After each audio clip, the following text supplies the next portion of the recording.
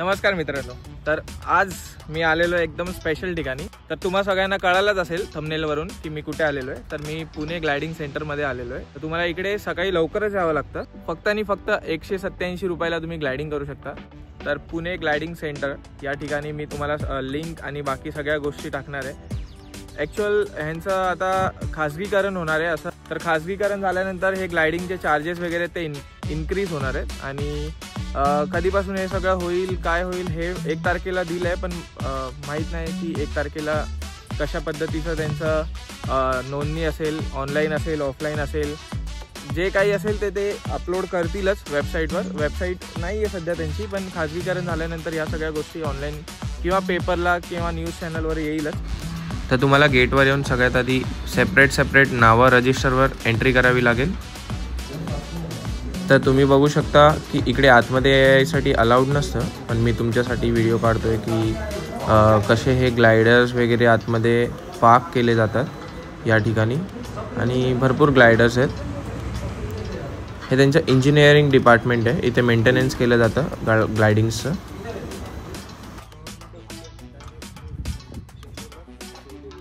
हीच ती मोटार आहे जी ग्लायडरला खेचते. बघू शकता ग्लायडर लॉन्चिंग इंच.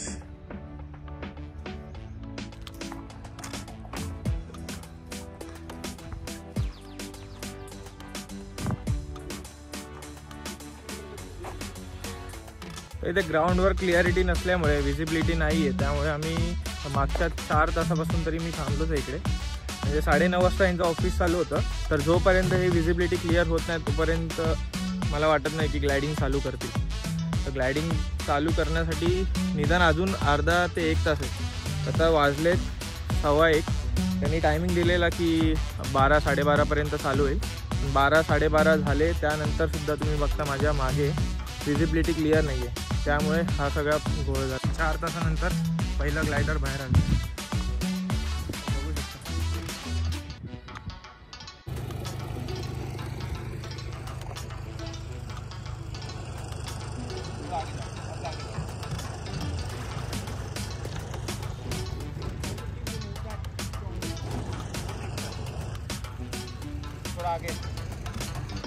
हा रनवे ट्रॅक आहे या ग्लायडरचा. कमीत कमी 1 किलोमीटर असा लांब हा ग्राउंड आहे ज्या ठिकाणी हे ग्लायडिंग केलं जातं. तर ही आजची पहिली फ्लाईट आहे जी आता उडायला रेडी आहे. म्हणून यांनी सिग्नल दिला येलो कलरचा की फ्लाईट रेडी आहे. आणि ते जे बाजूला दिसतात ज्यांनी पंख पकडले तर ते प्लेनला बॅलन्स करतात आणि हे इकडून सिग्नल देतात की प्लेन आता रेडी आहे. तर आता 1च मिनिटात प्लेन निघणार आहे. 1 2 3 येस. आणि हे खूप शॉर्ट रनवेमध्ये टेक ऑफ घेते. बघा टेक ऑफ पण झाली.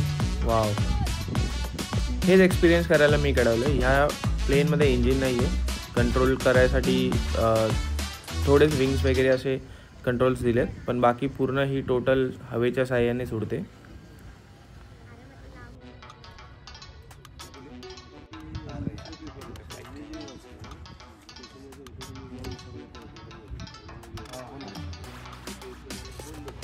तर आता तुम्ही लँडिंगसुद्धा बघू शकता. अतिशय उत्कृष्ट पद्धतीचं लँडिंग करतात हे. म्हणजे सिंगल टायर आहे तरी तुम्हाला फील नाही होणार की तुमची फ्लाईट एवढ्या हाईटवरून without engine support, without turbo वगैरे काही असताना लँड करते. बघा एकाच टायरवर त्यांनी एक्झॅक्ट लँडिंग केलेली आहे. खूप भारी आहे.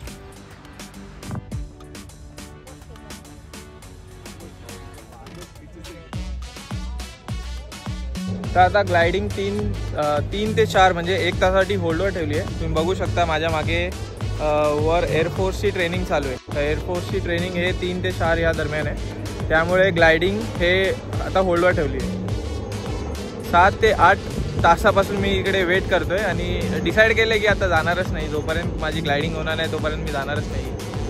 तर एअरफोर्सचा शो पण मस्त चाललंय. तर तुम्ही बघू शकता फक्त 2 जण बसण्या एवढीच जागा आहे. मागे आपण बसतो जे पॅसेंजर आहेत आणि पुढे पायलट. तर आपल्या हातात काहीच कंट्रोल नसतं. पायलटच्या हातात जे काही कंट्रोल्स असतील, विंग कंट्रोल्स असतील, त्या सगळ्या गोष्टी आहेत तिकडे. बाकी आपल्याकडे काहीच कुठेच हात लावायची परमिशन नसते.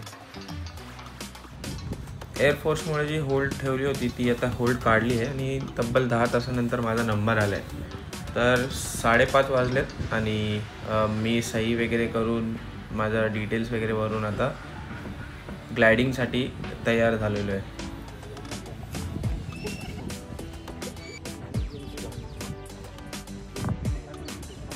इकडे बघ एकदा.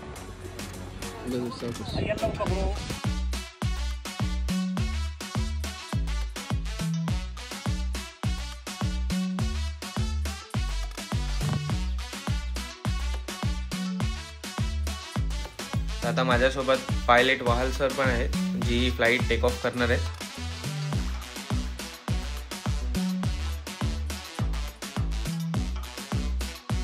तर आपल्यासोबत PK वाहल सर आहेत, जे कॅप्टन आहेत, आता फ्लाईट उडवणार आहे ते.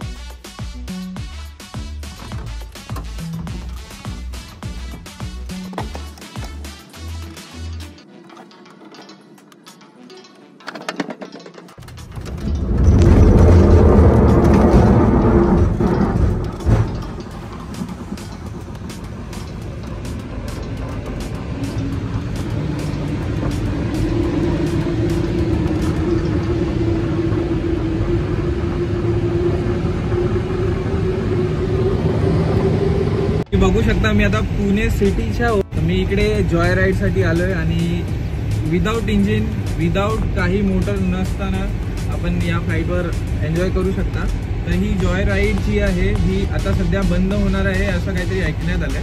पण ही गोष्ट जी आहे ही आपल्या नवीन पिढीसाठी एक उपयुक्त गोष्ट ठरणार आहे. ज्यांना पायलट व्हायचं असेल किंवा ज्यांना ह्या सगळ्या गोष्टींचा एन्जॉयमेंट करायचं असेल. 200 रुपयामध्ये आजपर्यंत कुठेच मी बघितली नाहीये.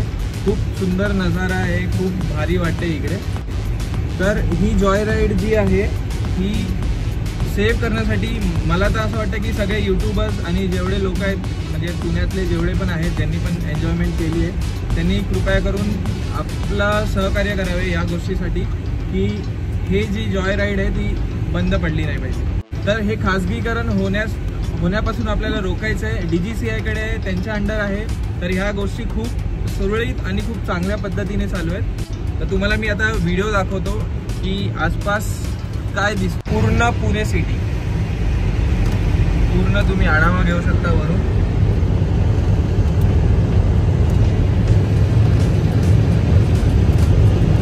सरांनी टेक ऑफ एकदम स्मूथ केला, म्हणजे काहीच फील झालं नाही की काहीतरी वेगळ्या पद्धतीचा आपला फ्लाईट टेक ऑफ होणार आहे. खूप मस्त टेक ऑफ केलं. आता लँडिंग आहे.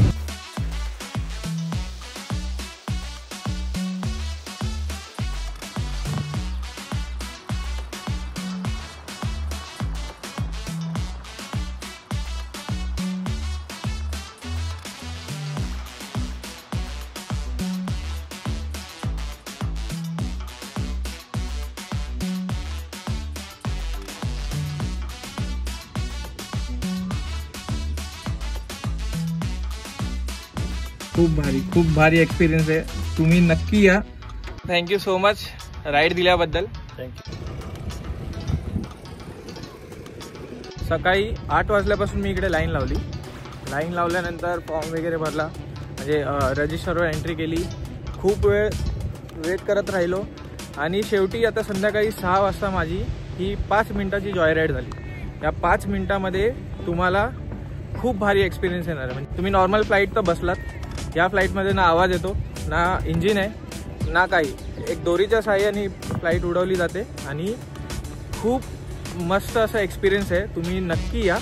मला ही गोष्ट माहीत होती की हे DGCAच्या अंडर आहे, पण ह्याचं कमर्शियलायझेशन होणार आहे, म्हणजे खाजगीकरण होणार आहे हे मला माहीत नव्हतं. तर माझं नशीब की आज मी डिसाईड केलं की मी इकडे येईन. म्हणजे ॲक्च्युअल मी दुसऱ्या कामासाठी पुण्याला आलो होतो आणि मी इकडे आज मला जॉय राईड करायला भेटली.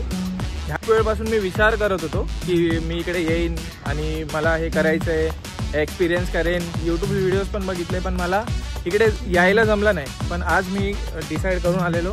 खूप प्रॉब्लेम झाले, मध्ये खूप लोकं आली, मचमच झाले, पण मी डिसाईड केलं की किती पण वाजू दे आपल्याला थांबायचं इकडे आणि आपल्याला जायचं आहे. तर एक्सपिरियन्स खूप भारी आहे. तर भेटूया आपण नेक्स्ट ब्लॉगमध्ये आणि असंच लाईक करा, कमेंट करा, सबस्क्राईब करा. Thank you so much.